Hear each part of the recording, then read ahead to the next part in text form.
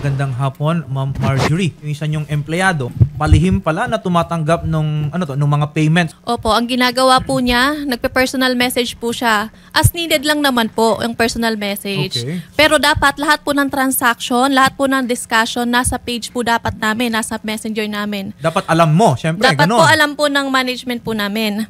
Ang nangyayari po, ini-insist niya po ang kanyang GCash na dun po. Knowing po na may GCash naman po, may business accounts po ang Marge Lainesa Catering. Pinapaniwala niya po ang client na inabunuhan niya ang payment ng client para ma-avail po ang slots. Another po na nire-reason out niya, siya na daw bahala mag-handover sa amin. Another po is wala daw pong fee sa kanya. Kasi we set rules po kapag nag-GCash payment po ang client, meron po kaming additional fee. So yun po ang ginagawa niyang mga reason. Okay. Ilang transactions or ilang clients po yung nakapag 29 clients po. Would you know kung magkano lumalabas yung amount of the transactions? Sa ngayon po, 300,840 po. Aba, malaki-laki rin. And ito po bang amount na ito, umabot sa inyong kumpanya? Hindi po. Actually, attorney, January this year, nakakita po ako ng transaction. January 13, 2025, this is 12,300. Okay. Nakakapagtaka po, bigla pong isinend po ng kliyente sa page namin, sa messenger, na nakadirekta po sa GCash niya. That time po, pinasa ko po sa aming GC. May sinabi pa po siya na, ma'am, bakit po sa sa account ko? May pag-anon pa po siyang senaryo. Then, kakausapin niya daw yung asawa niya. Then, nag-acknowledge po yung asawa niya na natanggap nga po nila yung pera. So, paano nangyari na? Sa GCash niya isisend ng kliyente. Okay. Even meron po kaming GCash. Kasi po, pagpasok ko ng February, bigla na po siya nag-resign. Pinaglinis pa po siya ng opisina na wala po, na itapon po yung ibang mga kontrata pa. Magandang hapon po sa inyo, Ma'am Dorothy de San Jose. Apo. Ano pong masasabi ninyo doon sa mga nabanggit ni Marjorie? Wala pong katotohanan po yung mga binibintang. Walang dumaan sa inyong pera? Sa May dumaan po sa akin pero nati-turn over ko po sa kanila during the time po na nandun po ako sa kanila. Magkano Take po note yung dumaan sa inyo na halaga?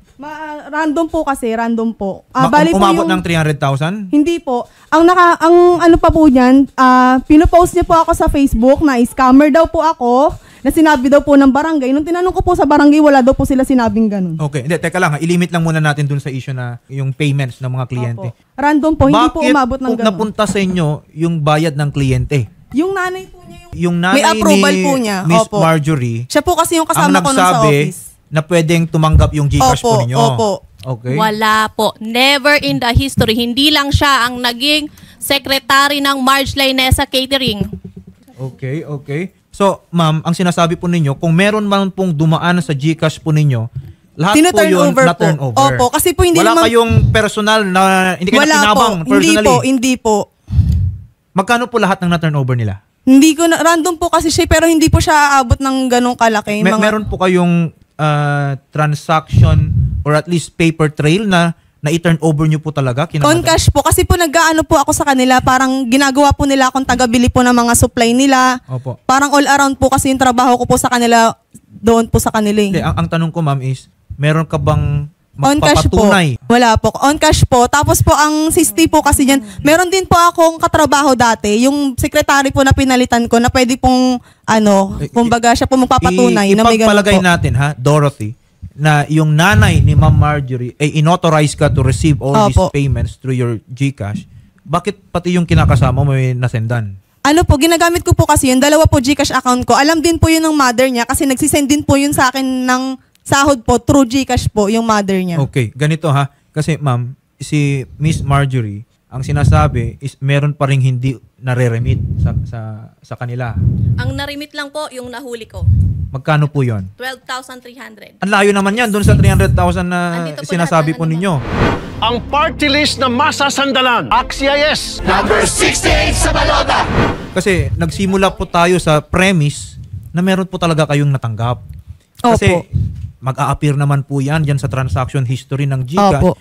At actually, meron nga, ito, nakikita ko, ang kapal Ito? ng Saka mga ito po. papel ni Ma'am Marjorie. May ebidensya siya from the clients mismo, in-screenshot siguro, na talagang nakatanggap po o naipadala nila sa inyo yung payments. Opo. At Umabot ng 300,000 mahigit. meron din po ako dyan, kasi nung nag-hearing po kami sa barangay, meron po akong, galing po to sa kanila, na kiniklaim po nila na na-receive ko daw po yung payment.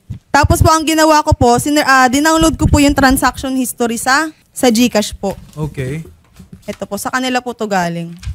Okay. Siguro ang sinasabi mo ngayon, hindi lahat. Opo, hindi po Magkano lahat. po bali? Parang pinapalaki po nila yung yung presyo po. Tapos ang sige. gusto po nilang mangyari, May bayaran po daw basehan, po sa kanila lahat to. yan. may na lang. basehan. Okay, ganito na lang ha. Magkano po ba ma'am yung dumaan po sa inyo? Parang estimate ko po nasa 80 po siguro or 90. 80,000 pesos. Opo. Okay. Kasi etong mga dokumento na hawak po ninyo ngayon dyan, syempre kailangan yan pag-aralan muna. Okay? Ito no, yung may hawak naman ito si Ma'am Dorothy din, kaso may mga screenshots din si Ma'am Marjorie. Galing po sa kliyente at meron po kaming logbook. May Alright. mga manipulation po sa kontrata. Ma'am Dorothy, meron Sorry. po bang ibang nakakita nung pag-abot po ninyo ng cash, yung sinasabi ninyo na pag-turnover? Yung mga nakakasama ko pong secretary po So, doon. nakita nila na nag-turnover ka talaga Opo. kay Ma'am Marjorie. Sa hindi po, sa mother po niya. Oh.